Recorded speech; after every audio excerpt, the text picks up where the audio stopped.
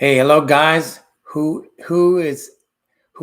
is out there, welcome to my channel once again, the Virginia Bushcrafter. Let me go to live chat. Yeah, whoever is out there, I am just trying some things here since I am not in the bush today or tonight.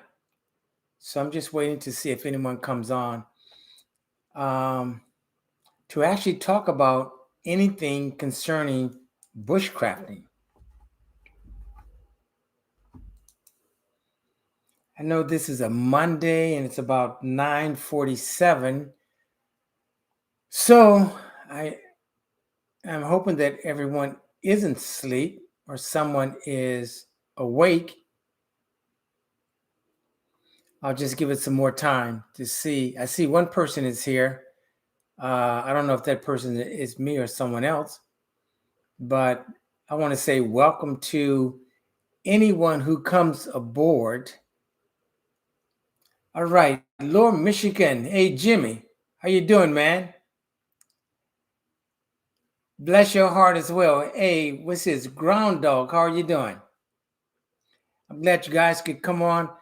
I am just here trying some things, but basically to talk about bushcrafting adventures or events or anything like that and answer any of you guys' questions. There's so much to talk about bushcrafting, and it's like, where do you really start? And I think the place to start is actually with individuals' adventures.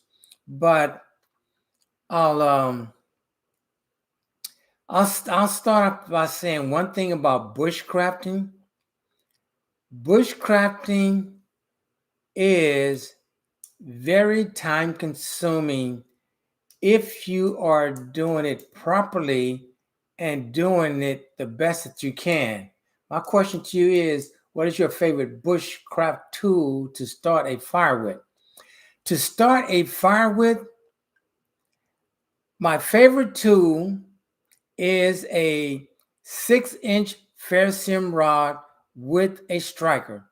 But here's the thing about starting that fire. There are many ways to start a fire.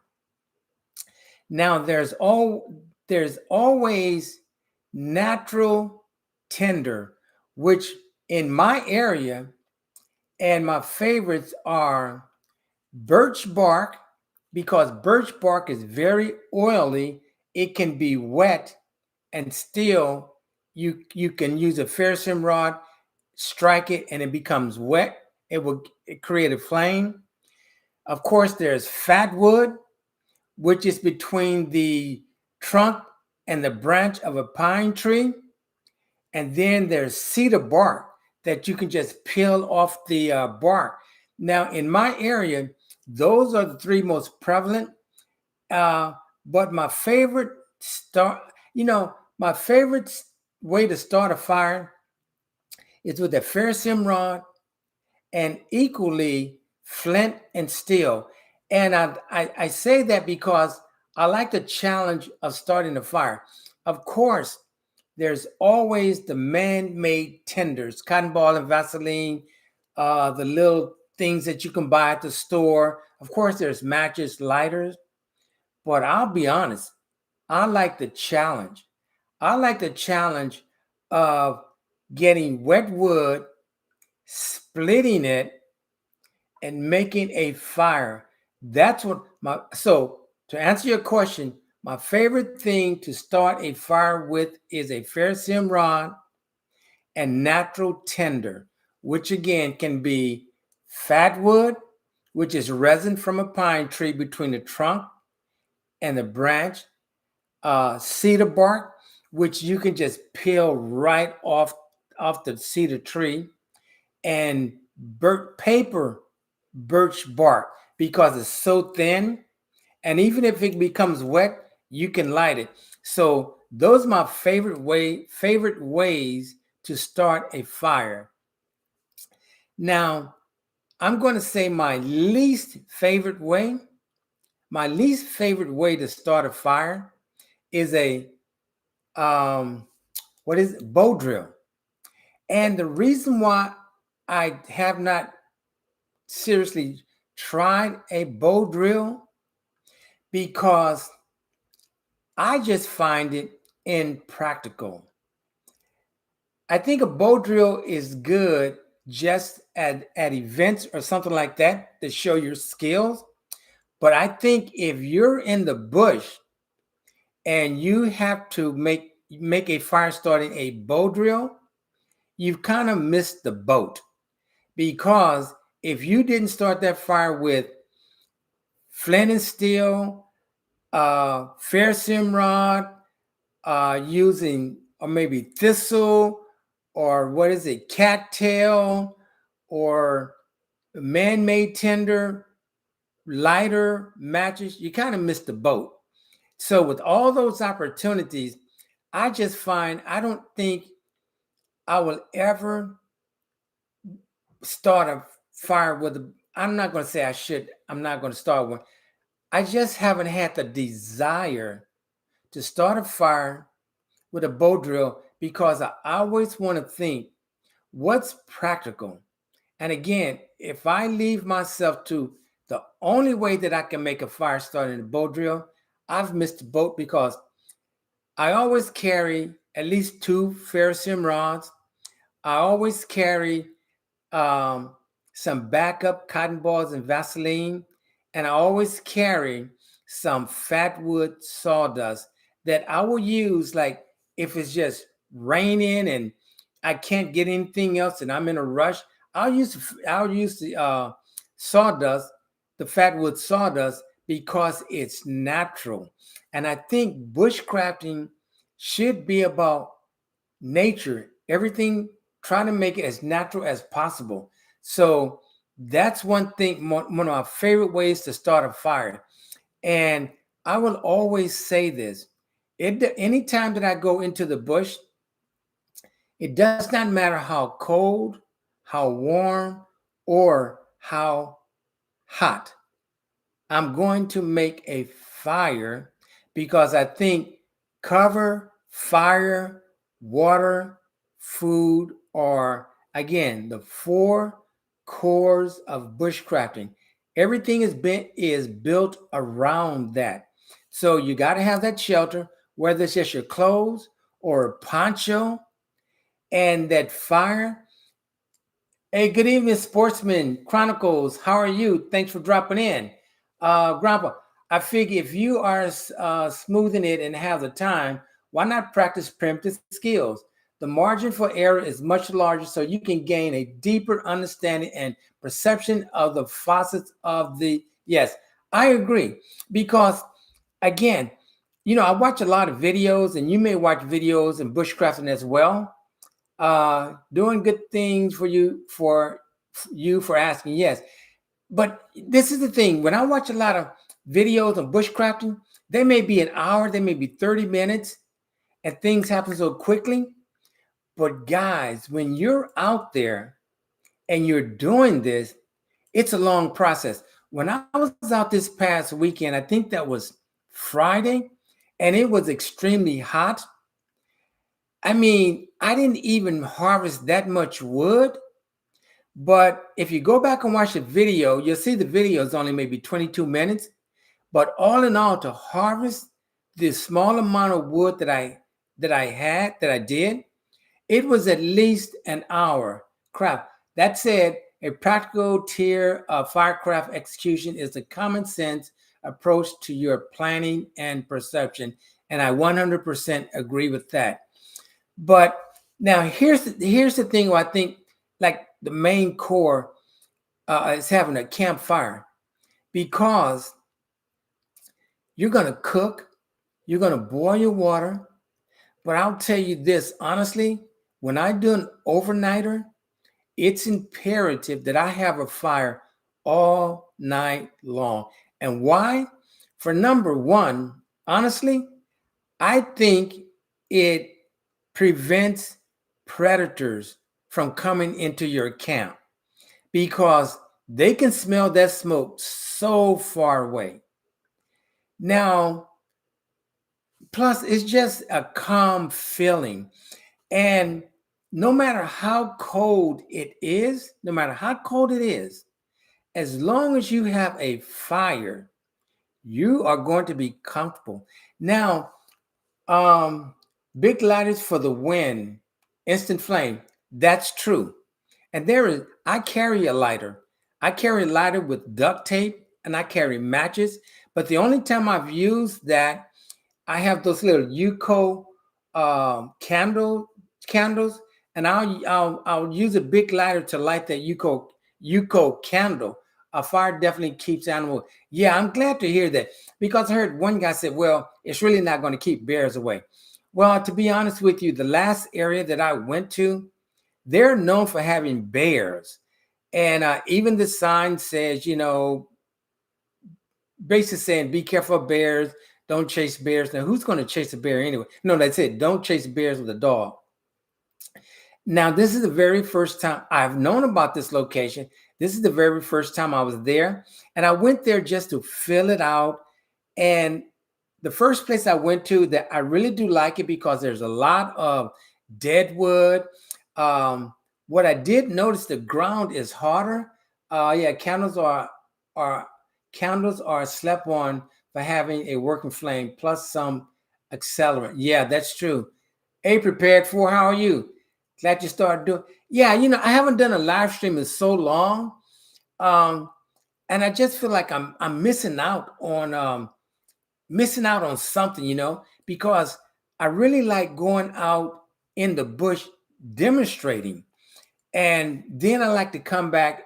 And even when I'm in the bush, I think what I like to do is even have a live stream when I'm there to actually show you what I'm doing. Um, I think showing it in real time is the way to go. But again, that fire it is of utmost important. And also with the fire, it helps you to learn to cook. Now you may say, cooking, who's not going to be able to cook on a fire? Well, for example, when I was there last week and I had an idea of sourcing some water, and I even located the creek and so forth. But what it did not show on the map, there was a bridge right above the stream. So I said, you know what? I'm not going to source that water because cars go over it when it rains. Oil can get in the water, and it was really a lot of tannins in the water. So I did have 64 ounces of water with me. I had a 32-ounce canteen and a 32-ounce what are those bottles called? Whatever. I had that, and the meal that I prepared called for two cups of water. So when you're limited with water, and you want to have some water, I also had 16 ounces, no, but 16 or 24 ounces of Gatorade as well. But when you have limited amount of water, and you are going to cook on a fire, one thing that is very important is your fire lay, because you don't want to put that skillet, pot, pan, or whatever onto the fire lay and spill that water. Water is so precious. Now, I could have built a tripod and used a bush pot and hung a bucket of water. But I'm thinking in terms, if I take dead standing wood and make a tripod, I'm using valuable fuel that I need for a fire. And the food is going to cook faster if it's on coals. I've done that and put half the fire out at the same time before. That's true. Learn from your mistakes. So now, when I went in there, was it Friday? And it was very hot. And I had my grill GeoPress ready. I even had some aqua tablets because this was my plan. My plan was to source some water, put it into a 40-ounce clean canteen. Take that clean canteen. Of course, I was going to filter it with a bandana. From there, I was going to boil that water, let it come to a rolling boil for at least 3 minutes. I was going to then put it in some dirt, let it cool down, and then I was going to run that through the grill. Hey, hello, James Jenkins. How are you doing? Thanks for dropping in. And then I was going to run it through my grill. So I pre-filtered it. I've boiled it to purify it. Let it cool. Hey, Tuck B, how are you doing? And then I was going to run it through the grill. Now, the reason I was going to go through all of those steps is because it wasn't in a rush. This was a brand new area, and I wanted to get really acclimated to it.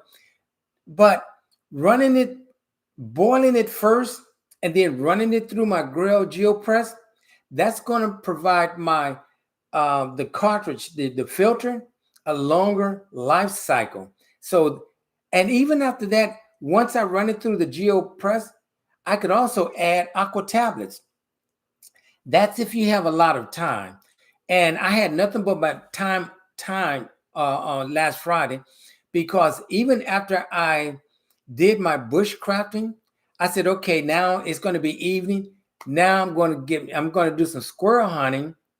But by the time I got back to my vehicle, I saw the storm coming in and the rain just poured down. So it's like, you're not going to squirrel hunt now. The best thing to do is get on the highway and head home. And that was about a 2-hour drive because of the weather. It was really bad. But so again, that fire is important. Sourcing that water is important. And you know, carrying a lot of water. I have gone into the bush sometimes with, let me see, 40 ounce, a 40 ounce, a 32 ounce, and a 16 ounce. That's because I knew I wasn't going to go the distance to source any water.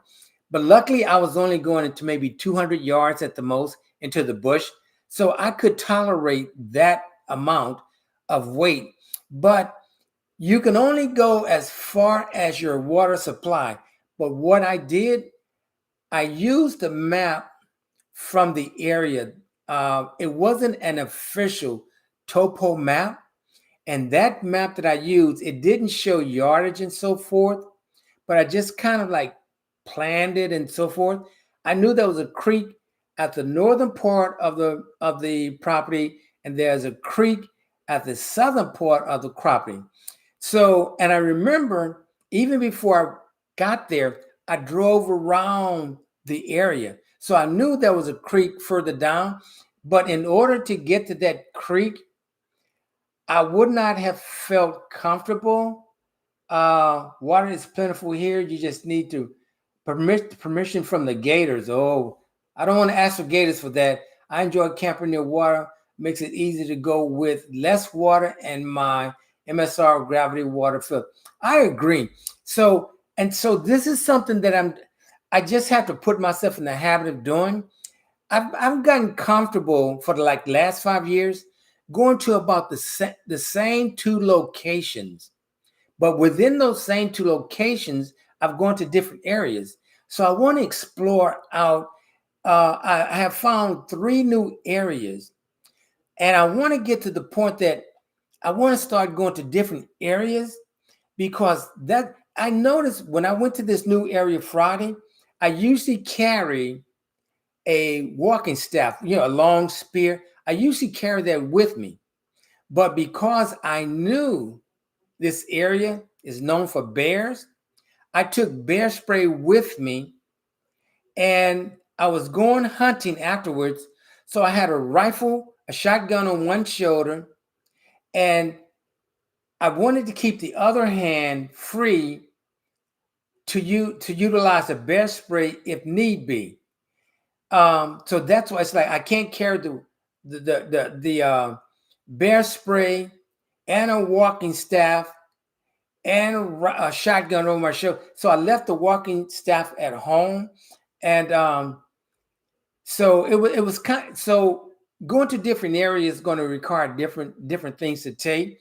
And now I also have some trekking poles, and I've used them before. So when we go to the deer camp, we pre-filter water with the MRS filter and filter it into our GeoPress, then into our water box. Great, because you can never ever be too safe. I think I'll always boil that water before. I will filter it and boil it before I put it in my GeoPress. And I'm thinking what I'm going to do, I'm going to also I like to do night fishing. And I'm going to take my grill with me and my little fire pit. Of course, I'm going to get some water right there from the lake. And I'm going to boil it. I'm going to run it through the GeoPress. Um, and then we're going to put it in another container, put some aqua tablets in it, because I want to see exactly how that water from the lake how clear it's going to be and how it's going to taste. Because the grill is supposed to eliminate almost 99% of things. So, that's important. And the thing about, like, I know I'm running around the place, but like when you see videos that are 30 minutes or 1 hour, I often say, I really wish that the viewers really knew how long it took them to pitch that tarp, harvest that wood, because after I just basically did a lean-to with a poncho, and I put a bedroll, prepared for. I'm glad you enjoyed the fishing trip. Hey, Rob, I picked up that tip from Rob Outdoors. Okay, yeah. I watch Rob Outdoors a lot every week. Great channel. I would advise anyone to go over there and check him out. But I want to start. I've used my trekking poles. They're aluminum. I've used them to help pitch my shelter. And I found out by actually using both of them, it really does help a lot, because if you're walking and you keep them at your forearms height, it more or less, they thrust you forward, and you can feel it using your pec muscles. And so if you're going uphill, you can somewhat, I think they say you can shorten them. If you're going downhill, you can lengthen them. I can see the benefits of using the trekking poles, but here's my problem with that. If I'm going through the bush, hey, J1W, how are you doing? If I'm going through the bush, I don't want both of my hands occupied. I want to always have one of my hands free with bear spray, or I want to be able to have my walking staff with a spear if need be, or any other defensive tool. I like having my hands free, but different areas are going to require different things. And I think the area that I went to, I was, again, honestly, my first time there, I was more concerned about bears, because every time I go, well, I can't say every time. A few times is more than enough. I'm out there squirrel hunting with number 6 shot, and off a distance, what do I see? A bear, a black bear. But now here's the thing, and even when I'm going out bear hunting in February, hey KP, how are you doing, man? Thanks for dropping in. When I'm going out there bear hunting during bear season, I never see a bear. I can climb up in the tree stand and I can sit there. I even have incense that smells like fish, incense that smells like donuts. Never see a bear. I'm glad to hear that, KP. Good. I hope you are enjoying your new quarters. I got a nail in the bottom of. I got a nail in the bottom of mine. Oh, okay. Yeah, I'm not sure. In the bottom of. Let me see. What do you see? Okay, but for the walking, a nail. Okay, yeah, I see that. You know what? That's a good idea. That's a good idea for the walking staff. I assume you're speaking of the walking staff. But I have two of them. One is heavier. Now the one with the ash handle, that one is heavier than the one that I have where a walking stick. Okay, yeah, a nail. Got you. Okay, good idea. Um, Now the one that I have, the second one that um, I have a closet rod on it. I bought from Home Depot, and I kind of shaved the end, put it on the spear, ran a screw through it, and it's lighter, even though the diameter is wider. But I can't imagine going through the bush with two walking spears, you know, um, using them as trekking poles, yeah, but yeah. So, but the thing is, I don't know if I'll ever be able to really convey, and what I really want to emphasize is that being bushcrafting takes a lot of time, and there's still so much. I'm such. I've been doing this for 5 years, and I can still consider myself a novice at this stuff. You know, and I'll be honest, I think when I do an overnighter, what I'm going to do is go there the weekend before or a few days before, and I'm going to harvest all of my wood, because there have been times I've gone to the bush to do an overnighter, pitch my shelter, and then I'm spending the next 5, 6 hours just harvesting wood, harvesting, processing wood to have wood all night. And I always want to have more wood than necessary, but there have been a lot of times that I just had enough wood.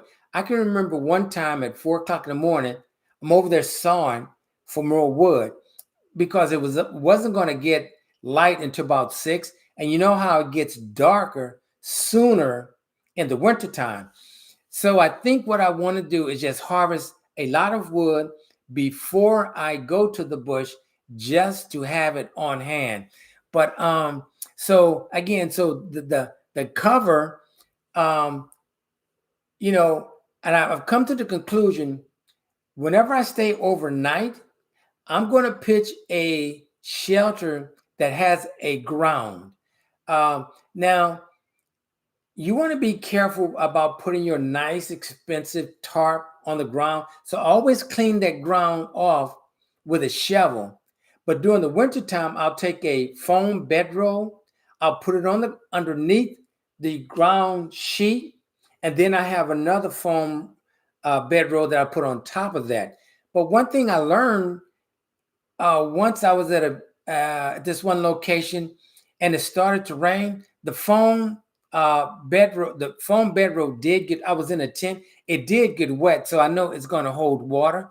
But you know, creating that barrier between me and the ground, so I've never had a problem being cold, because I'm always so close to a fire, and I have this nice bedroll. I have about, let me see, 1, 2, 3, 4 of them that I use, but it's only two. It's only one that I really use a lot, and if you notice on the video, it's the one that's all got edges missing, chewed up, because I've been walking through the thickets with it and so forth. But I think as long as you have a fire and you are 3, 4, at the most 5 feet away from the fire, you're going to be okay. But one thing I'm like I said, I will always have a ground sheet when I'm bushcrafting, doing an overnighter in the winter. Yes, you can use foliage and so forth, the greenery, but the areas that I go to, they specifically say, or there's notation, there's no cutting of any vegetation, no green, nothing live. And so I don't want to get caught going over there, whacking some limbs. I'm sure, I just don't want to do that. They've made it very clear that's not allowable. So I'm not going to do it. And I do know at some locations specifically, it doesn't matter where you are I don't care if it's 5,000 acres, 10,000 acres, they know you're there. You know, I've even spoken to wildlife management, game wardens. You would never know they're game wardens. They're just normal people. But they don't want you cutting anything live. So I don't want to do that. So I can't make a browse bed. Now I can do it with just leaves and dead grass, but it would really be great to be able to do and wax them, which I've done before, but I've just really learned how they're cracking down on that. So I don't want to be a test case for that. So I'll just be gathering grass, uh, uh, dead grass, and leaves, and making sure that I get leaves from the top that are dry to make a browse bed. But here again, here's my issue with that. If I make a browse bed and I put rails on the side, that's fuel that I need for the fire, because the fire to me is the most important thing. So I'll just maybe put the leaves in a uh, 5-gallon plastic trash bags and put my roll bed on top of that. Hey, Jeremy, how you doing? Thanks for dropping in. And put my foam bedroll on top of that. And one of the most comforting things is the what's the name of that shelter? The by Morse Kohansky, the super shelter. When I finally got it right, oh man, that thing was just so toasty. So toasty. I used, it was 0.7 mil plastic, and just make sure that it covers. I just made a lean-to and had a ground sheet 5x7 lean-to Mylar, 5x7 Mylar grabber tarp as a lean-to, and the same thing as a ground floor, and pitched that. I think it was 9x12, 7.7 mil plastic over it, and definitely leave a space near my head for air ventilation. That thing was so warm and toasty. So I'm saying, I mean, you can't be cold out there. But those are some of the things I think that's important. It's just so important. And guys, by going to another location, it's going to force me to use my compass a lot more. Again, the compass will tell you how far, it'll tell you where you're going, but your pace count is what tells you how far you've been, and your map will tell you where you are. So really just operating with a compass, from my knowledge, the only thing that compass for me is making sure I go in a straight line. But when you're squirrel hunting, you're not going in a straight line. Just like when I went out last week, I think I went in at I forgot what I went in. It was something northeast, but I know I came out at 230 southwest. And the thing is, that should have brought me directly to my vehicle, but it didn't, because I didn't walk in a straight line. So when you're using that compass and you're shooting that azimuth, and you go and you're walking, you shoot another azimuth, and you look back, so you can stay. You want to stay familiar with, or try to remember what's behind you. And again, this takes a lot of practice, but just a compass alone in a new location, to me, is not enough. What I really need to do is spend the money and get the topo map, so that I can look at that map, and I'm sure the real topo map would have showed a crossing over that creek. And had I seen that, I would have went to another location where there is another creek, and I think that creek is even larger. I'm just hoping that, because I saw the creek off from the side when I was on the highway. I don't think there's a bridge going over it, but that would have been from where my car was parked. That would have been just too far for me to hike there. It probably would have been about 2 miles. Now, let's see, Northwood Adventures. This man is a wealth of knowledge. I have learned a lot about tarp camping from his videos. Good evening, everyone. Hope you are doing well. Thanks a lot, Northwood Adventures. I definitely appreciate it. Hey, boss, I'm new in bushcrafting. I'm glad to catch you live. I just got home from scouting the forest. Hey, you know what? That's another good thing. I would advise you, when going to another location, yeah, go scout it. Now, this location that I went to this time, very first time, but I printed the map, and man, I almost memorized that map. I knew the two highways, north and south. Let's say no, it was north, and I was going no from leaving my resident, I was going south, and so I knew the highways north and south, east and west. So if I ever got lost, I know if whichever direction I go, I'm running into one of those. I'm going to run into the highways, or I'm going to run onto the two roads that run east and west. So studying that map that was provided by the wildlife management area is good, but I don't think anything is better than actually spending the money, getting the topo map. That way, you can actually set the declination on your compass um, instead of a guessing game. Now, the area that I went to, if there was no steep hills whatsoever, I think the highest point said 200 feet. So there was no climbing or anything like that. The other two locations that I'm looking at, one of them that I'm looking at, it's a two-part, and I'm studying it. But what I'm going to do is go to the very top, because I'm going to be there during hunting. I want to go before hunting season, and our hunting season, rifle season starts in November. Our bow season starts um, uh, October. And I really don't want to disturb hunters.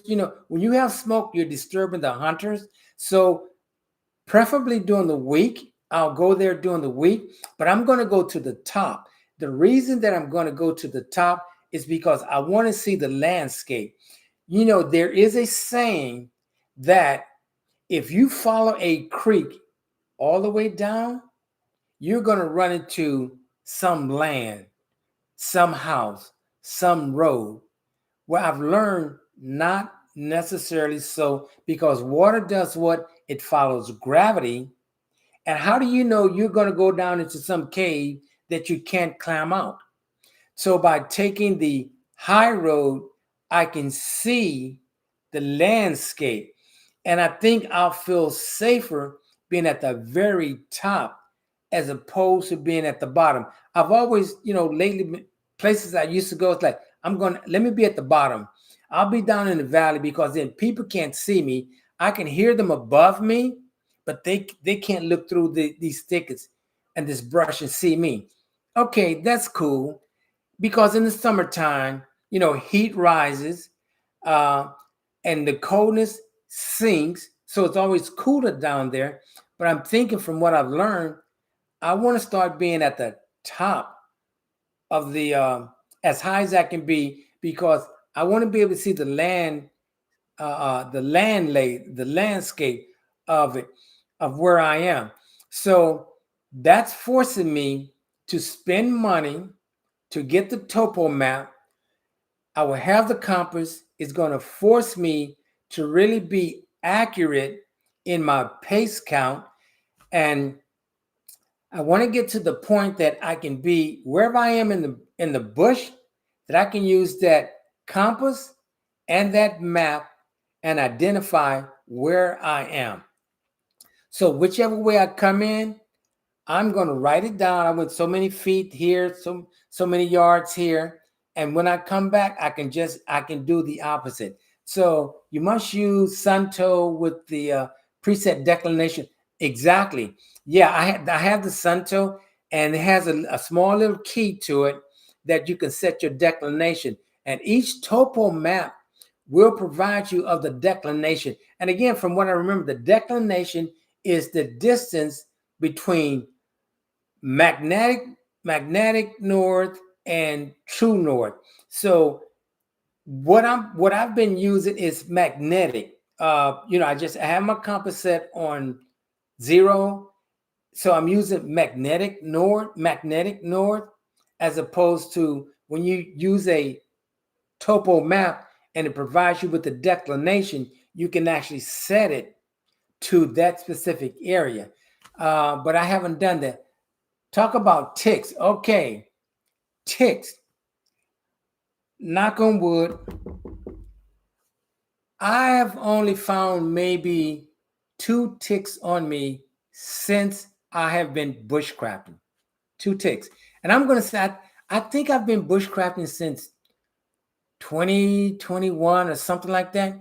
But what I do to prevent ticks, I spray my clothes down with permethrin, which is good, I believe, anywhere from 4 to 6 washes. I would spray it down the day before and let it dry. Then I would take my hunting clothes before I leave home. I would spray it with 40% DEET. Now, when I get to my location, I usually don't have my boots on. The first thing I spray are my boots with DEET, 40% DEET. And I understand DEET is good for about 10 hours.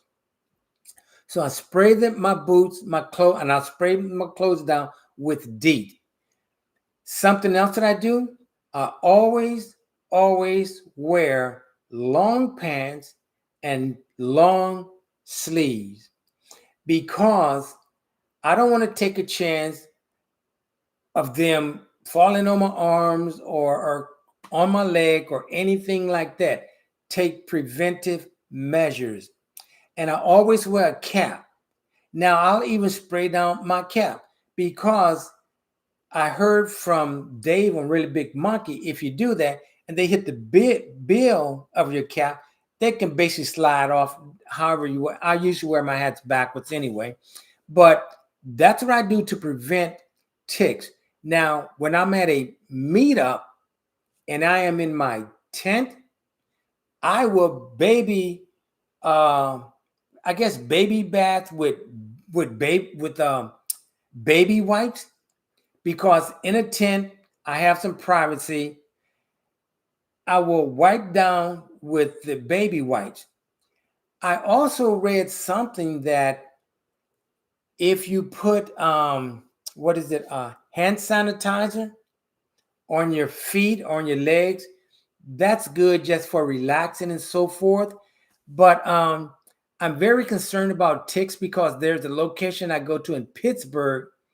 Not Pittsburgh. Well, it's in Pennsylvania. And they say Pennsylvania is the capital of ticks. I don't know. But I just try to take all measures possible to keep ticks away. And again, is permethrin or something like that. Spray down with that. It's good for at least 4 washings. Before I leave in the morning, I spray my clothes down with 40% DEET. When I get to my location, then I spray my boots down. Now, one thing I don't do, and I should do, they say tuck your shirt inside your pants. That helps prevent ticks from getting in. I would always start off doing that, but from raising your hands, pushing this, pulling that, it always comes up. So I just leave my shirt tail out. But long sleeves all the time, long pants all the time. And in the summer, I wear snake boots that come just below my knees. In the wintertime, I wear I'm not sure what type of boot they're called. Let's see. I have only found 1 tick on myself ever, but I found 2 on my dog. Last summer, I'm in Northern or Ontario, Canada. They don't seem to be as bad here. Okay, Norwood, okay. Spencer says, I just want to say that a topo map is not what you're using. A topo map is a topographical map. A topo map shows lots of lines that represent elevation. The closer the lines, the steeper. That's correct. Topo is just a short abbreviation for topographical. That's right. The topo or the topographical map, it has something called contour lines. And between each contour line, it's 20 feet. The closer they are, the steeper you're going to go. The more they're spread, it's flat. So yeah, that is correct. But topographical, topo is short for topographical. But yeah, that's true. But I think, since I've really been using this topo map that's supplied on the web, that's still better than nothing. It just does not provide, like on a topo map, there are scales that are not there. The topo map did show roads that I can drive down, roads that I could not. The blue represents the water. It would have a lot of anything else green or brown is, well, I want to say the metals, or it's just the feel. But I'm finding out that the topo map is very beneficial, especially going somewhere for the very first time. And it is suggested that you get a topo map. I think they said at least every 3 years, because things do change. But again, guys, one thing that I was really, I don't know if it was a mistake or whatever. I had this grandiose idea of sourcing some water. And when I got there, it's like, I can't use this water. It's over bridge. Hey, Cherokee, how you doing? Deep wood spray typically lasts for up to 8 hours of protection. The active ingredients, 25% DEET, is designed to provide long-lasting defense against mosquitoes and ticks. Okay, yeah. So it's 8 hours, not 10. Well, the ones that I use says 40 that I pick up from Walmart.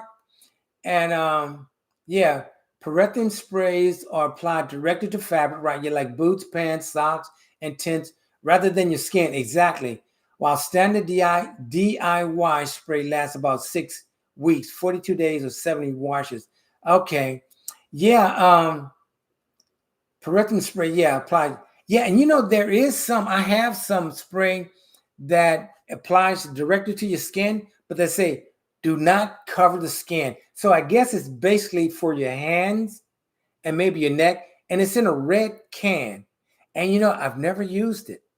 I don't know if it's any good. I've had it about 3 years. And I know it's made by the same company that makes the green can of DEET, but you apply it to your skin, and it specifically says do not apply to covered skin. So the only thing that's exposed would be my hands, my neck, and my face. And again, I just haven't used it. But I will say that I really haven't had a problem with ticks.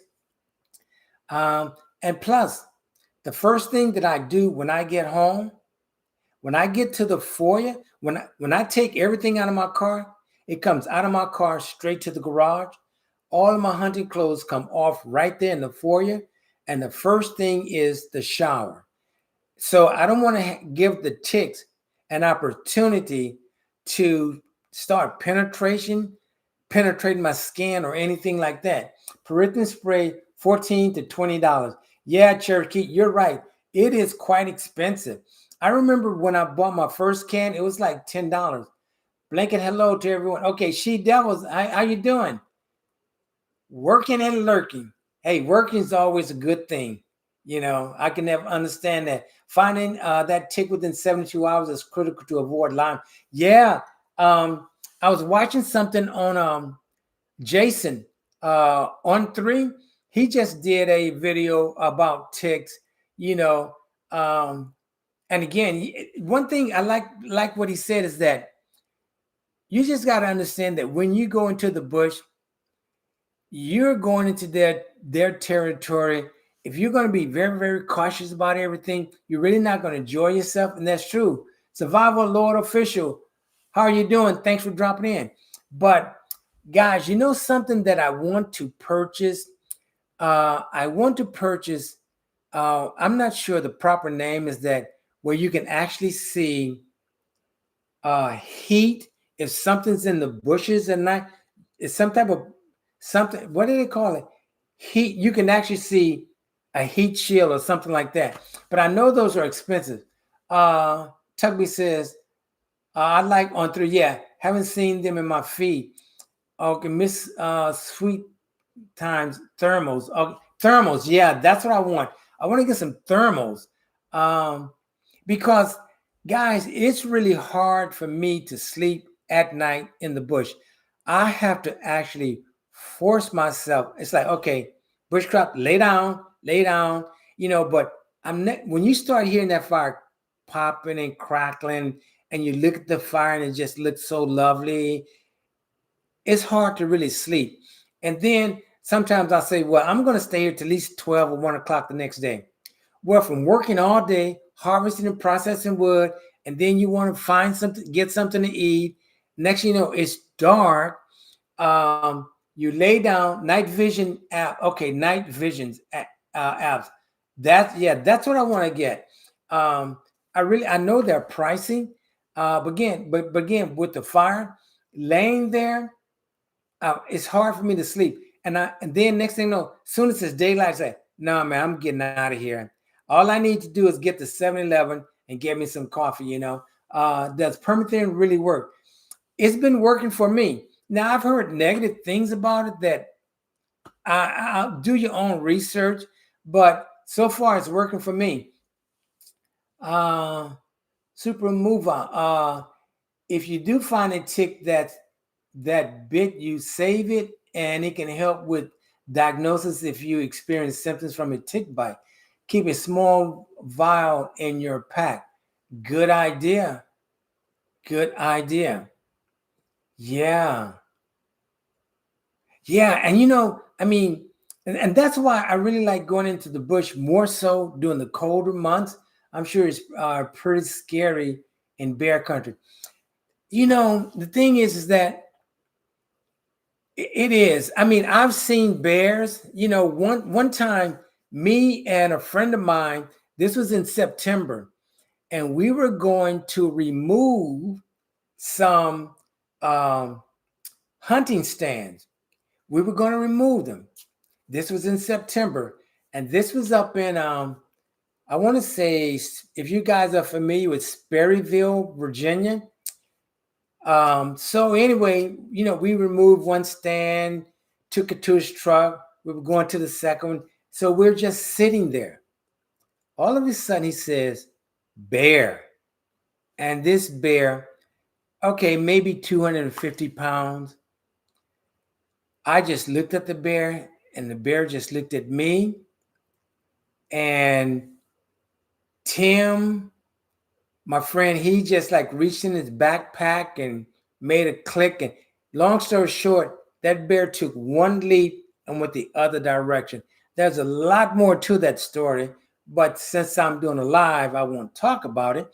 But yeah, I've seen. Yeah, I'm very concerned about bears. I'm concerned about any animal in the bush. Um, Even when hunting, and you can hear a bobcat, they're crying like a baby. And I remember once being up in a tree stand, I'm hearing these bobcats. They're getting louder and louder and louder. So I said, well, you know what? It's time for me to leave. I come down out of the tree stand. By the time I hit the ground, it's pitch black. And I'm walking about maybe it can't half a mile maybe to my car, and all you have illusions like, what's that, and here you're just walking with your protective things in your hand, just waiting for something to jump on the trail. Yeah, And I think anyone that says, okay, I'm pretty sure scary and yeah, dark, yeah, great at night. I'm pretty sure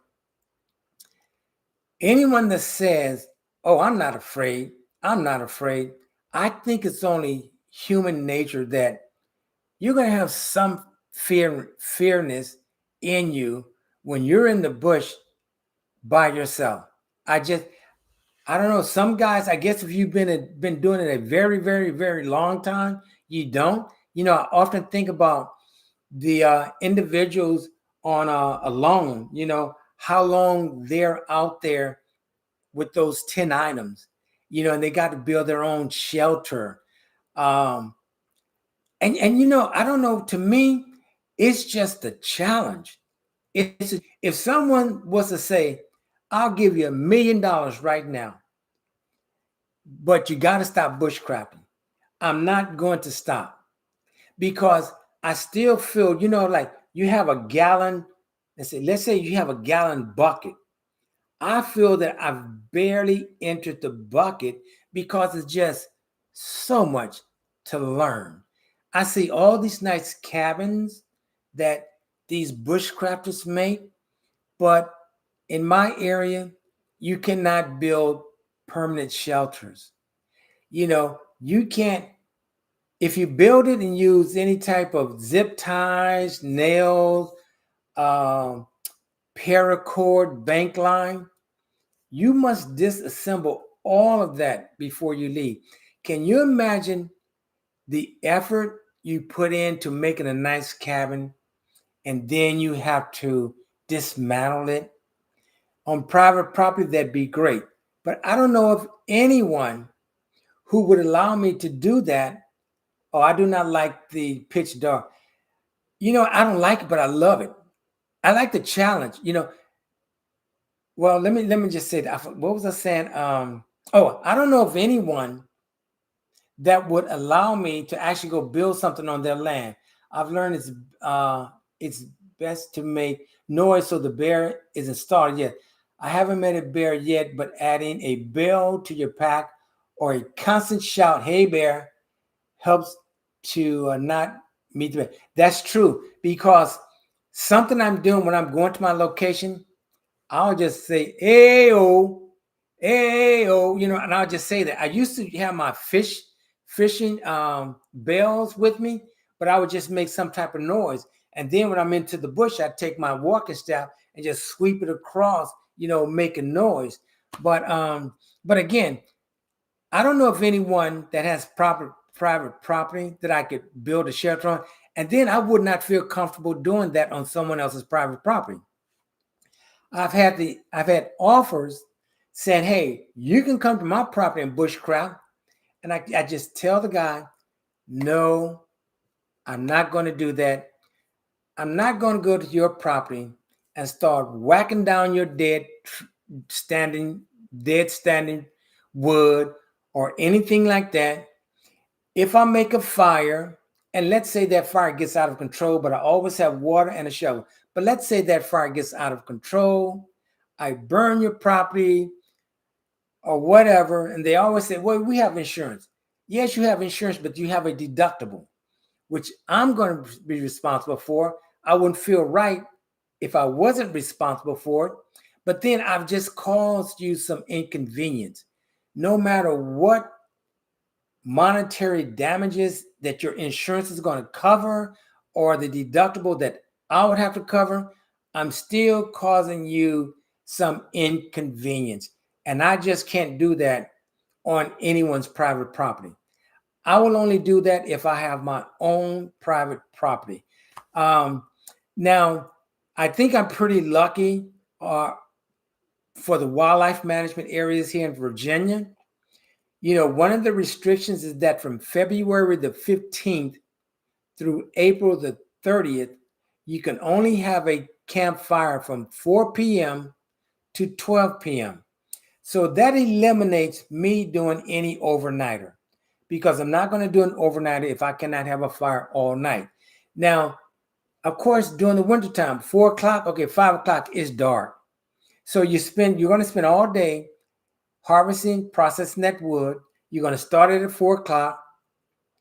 Then you're going to put it out, let's say 8 or 9 o'clock. Then you're going to pack up all your stuff in the dark, of course, with your flashlight, headlamp, and everything, and go to your car. Inevitably, you're just going to forget stuff, So, yeah, I'm just going to stick to the wildlife management area. I'm also looking forward going to George Washington Jefferson National Park. I don't know if I'll ever get to a federal BLM, but I've been looking at the George Washington Jefferson National Park, and I have all these grandiose ideas, if I can be there a week, because I have all these projects that I want to do. You can't do all those projects on the weekend. It's like I'm thinking of 3, 4, 5 different chairs that I would like to assemble. I want to have more than one tarp in an Adirondack, another tarp, another setup in a super sheltering. And then I'd like to invite someone like maybe the third day, but I want to be the one to put all that together. But here again, it takes time. Now, for me to go to the GW, George Washington and Jefferson National, that's it's a pretty long drive, and that's not a drive that I'm going to drive up there one day and drive back the next day. So I want to make sure that I study it very well, and that when I do go, I may spend the first day just driving around and walking here and walking there and sleep in my car, and then figure out something the next day. That's the whole environment that the bushcrafting has to offer you. It's just so much that it offers you that it would take you a lifetime to do everything that you want to do, because every time I go into the bush, I come out with more that I want to do. And well, I should have did this. Oh, I forgot to do this. Well, I'm going to do this next time. So now I make a list. This is what I'm going to do. And sometimes it still doesn't work, especially in the cold. I'm 45 minutes from the George Washington National Forest. Oh, Super Mover Smith. Have you ever been there? That's where I started backpacking in bushcraft. Oh my goodness. I envy you. Hey, you know what? I'm going to write this down right now. I'm going to look your channel up. Come on, pen, write. And this is something you pen don't want to write. Come on. Okay, here we go. Supermova-Smith. Yeah. I would love to do that, Supermore. I'm definitely going to look up your email. Make sure I have SUPERMOV_Smith. Okay. Yeah. I mean, the thing is, I've never found anything as exciting as bushcrafting. I've done swimming, challenges in swimming, bike racing, all of that. But I mean, there's something about competing with Mother Nature. You're really putting yourself out there. Great stuff. I'm loving your content. Thank you. I'm glad. But again, I mean, it's just like today. I had to go to a class from 6 to 8 o'clock tonight. So I'm thinking like 2 o'clock during the day. Okay, let me get my clothes together. Let me iron some clothes. And I just happened to go in my bedroom and I look at one of my kukris, and something like, pull this one out, because I try to keep all my knives and everything in a certain order. Next thing you know, every single cutting tool was out. And so some of them, you pull them out, it's like, oh, there's a little rust. So you clean it. Then you put some of the knife butter or some oil, put it back in there. Next thing I knew, it's like, oh no, it's 4:45. My class starts at 6. So Long story short, hurry up, showered, put on my clothes, iron the clothes, headed to class, stopped, got something to head to class, got to class at the class 5:57. And it goes to show you how bushcrafting will just distract me. I don't know if it does anyone else, but it's like I treasure my tools. I really do. And I've said to myself, I am not going to buy any more cutting tools. I have more tools than needed. Uh, I mean, and the thing is, when you first start out, you're learning about the blade grind. And one, if someone asks me what's my least favorite blade grind, I would have to say the hollow grind. Okay, so basically the convex grind is very full. Just think of it like a football. The convex grind, then you have the saber grind that goes up like a V and straight up. Well, it kind of curves up. You have the Scandinavian grind, which comes a flat grind straight down and just to a zero angle. But then you have the hollow grind. What classes were you taking? A defensive class. That's all I'll say on the slide. It's a defensive class. So the hollow grind, the reason why I'm saying it's my least favorite, because I have rolled the blade twice. You're going to Harry and Park Bigfoot feast this guy be there. He's going to EJ Snyder. Oh yeah, EJ Snyder. Harris. Why does my pen want to write and then stop writing? This isn't good.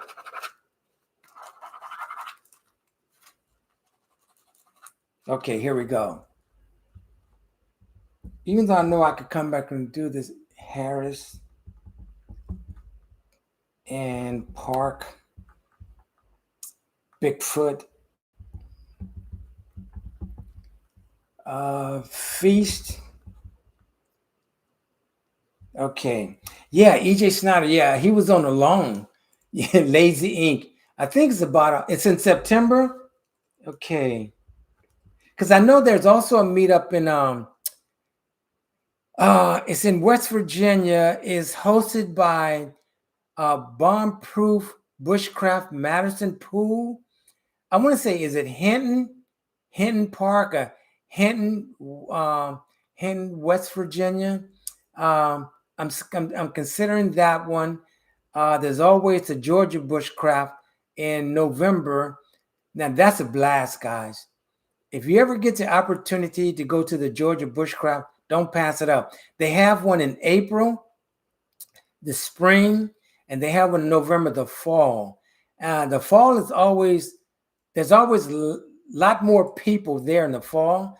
I mean, I want to say easily, there was at least 3,000 or 4,000 people. I didn't make it this past fall, but before that, there were just so many people.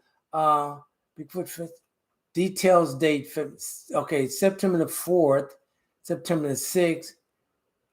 Okay, Camp New London, North Carolina. Okay.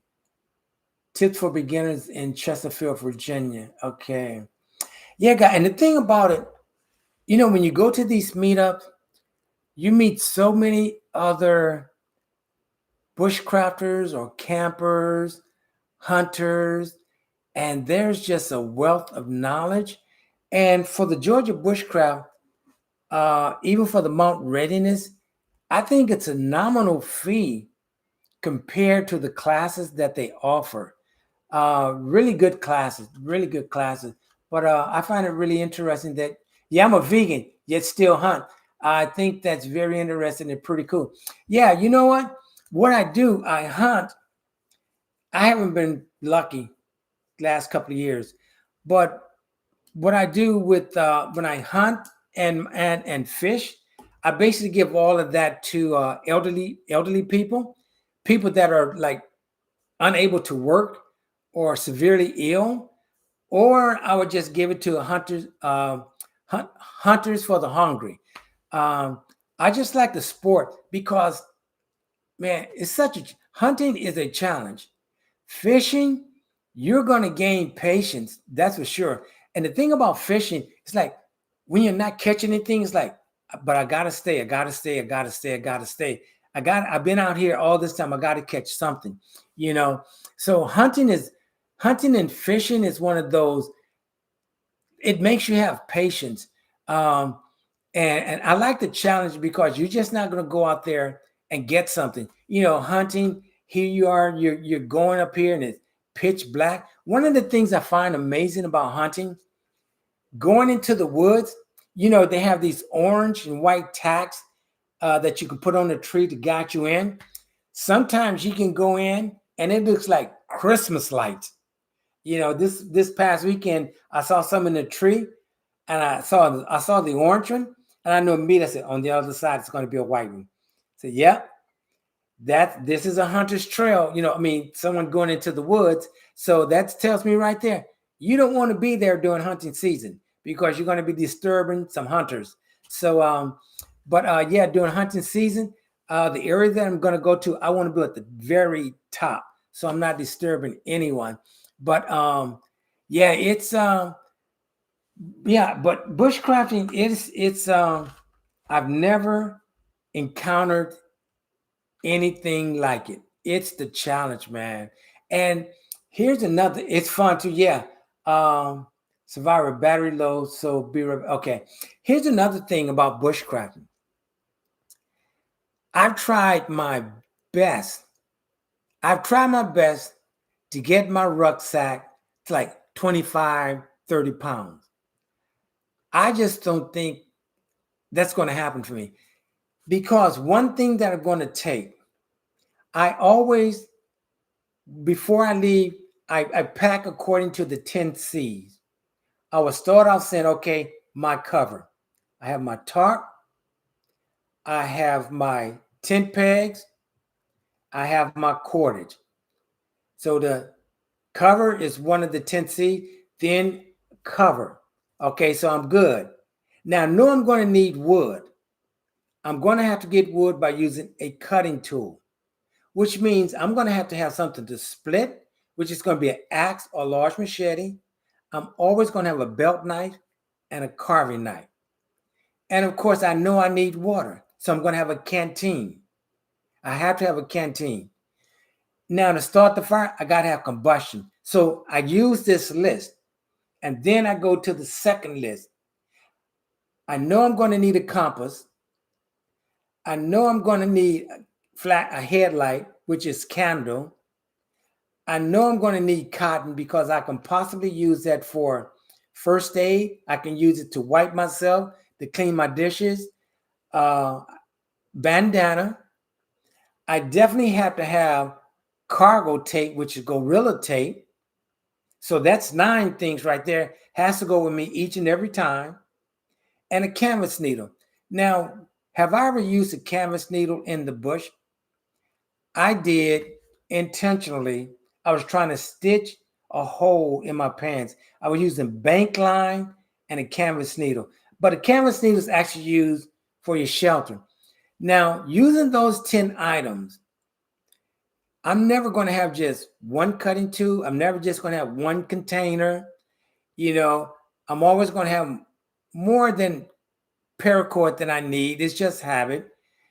I'm always carry at least 10 pegs. Let me see. Definitely, like say, bandanas. I'm going to have at least 2 bandanas. I'm going to have 2 headlamps because if one runs out, I don't want to take the time in the middle of the night changing batteries, so I just put another one on, but I always have batteries. The cargo tape, it remains the same. So I have that. But what you have to take into consideration when I fill my rucksack, food and water and camera equipment. Once I put that in there, I know I'm always over 40 pounds. Of course, you know, then with the cover, you got your bedroll, you got a sitting pad. I have a shovel because I want to make a fire pit. So I'm not sure I really understand how some people can get their rucksack so light. Um, and here's the thing about bushcrafting for me: just a piece of wool and a bit of lime. I caught it on some garlic. Oh, you caught it on? Yeah, you know what? Not switching the subject. I stayed at the South Fork of Shenandoah River this weekend. I caught fish with a hand line for the first time. Yeah, that's pretty cool. Um, ever fishing? Ever seen a fishing ring? But you know what? Yeah, I've tried garlic before. Actually, I have some lures that have garlic scent in them, and I've actually tried garlic and corn together. But again, so what was I saying? Oh, about the weight of my rucksack. Um, oh, and also with the rucksack. So I'm going to say minimum 40 pounds. But here's the thing with bushcrafting. I used to go hiking like, oh, I got to go 2 miles. And then by the time you get there, you do what you have to do. Then you hike back 2 miles until this one gentleman said to me, "Okay, so you're bushcrafting and you're going to practice. Why are you hiking? You're spending walking 2 miles going in, 2 miles back. That's time you could spend practicing your bushcraft. So now when I'm bushcrafting, I will only go in maybe 200 yards because once you're in 200 yards, you don't know if you're in 200 yards or 500 yards away because you're in the bush. And then at night, it's totally different. So it just takes a lot of time. I can't say I have. It is a hand. Oh yeah, I've used a hand line before, primitive fishing, and I've been lucky with it. As a matter of fact, I bought. I can't remember the vendor's name, but I bought a hand reel from him. Was it in? I think it was in April at the Georgia Bushcraft, and I've used it. No, have I? I say I think I did. I think I did use it one time. Um, I'm not sure, but yeah, hunting, fishing, bushcrafting. They all go hand in hand. But yeah, but when I do go bushcrafting with someone and we go fishing, hey, it's just more for them at dinner time. I love fishing. I mean, I used to do a lot of fishing at night. 20-ounce cola bottle reel, huh? Pretty good. At the fingers to keep line from cutting you or burning you in fish fight. Yeah, you know what? I've never had that issue because the ones that I have, you kind of like twist it. Yeah, but I've thought about that. Fish line. Yeah, it could cut you. It could cut you. Yeah, just a piece of wood and a bait. Like, yeah. Oh, nice tip. Yeah, yeah, man. It's it's really, really a blast, guys. It's really a blast. Wow, I can't. It's been 1 hour and 18 minutes. So, guys, I'm going to go ahead and step off this and prepare for tomorrow. Man, I'm thinking, I have to start writing things down, like tomorrow morning, I've got to go to Staples to Xerox some material. It's something else that I have to do. Go to Staples. Oh, I have to make some phone calls and have class from 6 to 8 tomorrow. Yeah, but I want to start doing more lives because really, I learn a lot from your guys' comments, and it gives me fresh ideas, and it's just giving me an opportunity to see if I can meet up with Super Mover and do something in the GW and Jefferson National Park. So, but yeah, guys, it's been an hour and 20 minutes, so I'm going to be respectful of your time. This has been fun, and it seemed like it's only been like 30 minutes. But anyway, I'm gonna go ahead and say good night, guys. You guys take it easy. This weekend is going to be a very, very, very, very nice weekend. And I'm going to have some nice footage for you next week. I'll tell you about it afterwards. So I'm going to see you guys I hope to get the video up by Monday or Tuesday, and I hope you guys enjoy it. But I know I'm going to have a lot of fun bushcrafting. So, all right, guys, I appreciate everyone for dropping in. Hey, hit that like button, leave a comment, share, subscribe, all that good stuff. I will see you next time. So, everyone, please stay safe. Take care, everyone.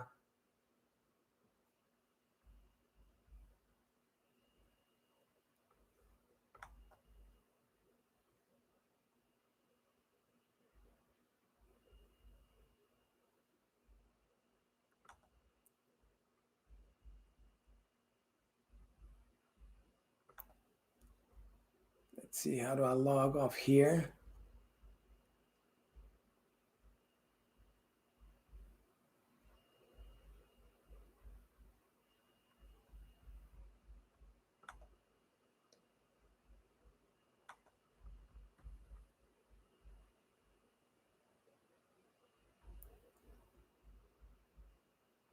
Okay.